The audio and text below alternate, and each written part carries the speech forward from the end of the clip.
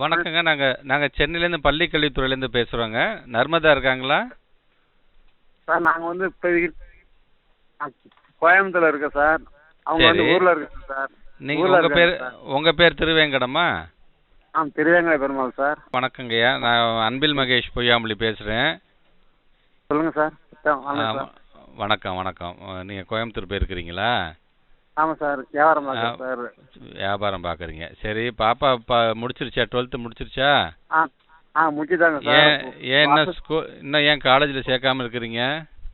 வசதி இல்லை சார், அதனால நிப்பாட்டிட்டேன் சார். அப்படியா?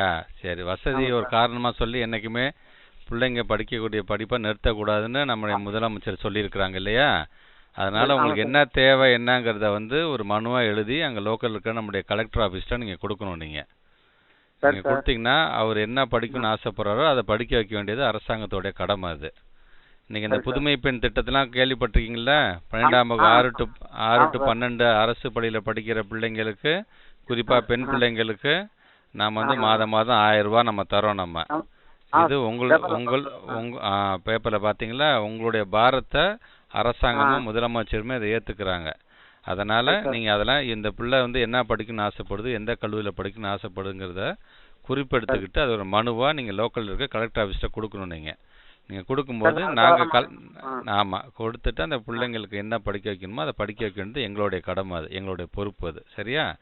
அதனால் வசதி ஒரு காரணமாக சொல்லி என்றைக்குமே பிள்ளைங்களுடைய படிப்பை நிறுத்தக்கூடாது. நீங்கள் படிங்க. நான் வந்து நாளைக்கு திருச்சி வந்துடுவேன். நான் உங்கள் நம்பரை நான் நோட் பண்ணிக்கிறேன். நான் கலெக்டர் விட்டு உங்களுக்கு நான் பேச சொல்கிறேன். சரியா? பிள்ளைங்களை படிக்க வைங்க. அதுதான் நம்ம அவங்களுக்கு கொடுக்குற மிகப்பெரிய சொத்து. சரியா? நன்றிங்க. நன்றி.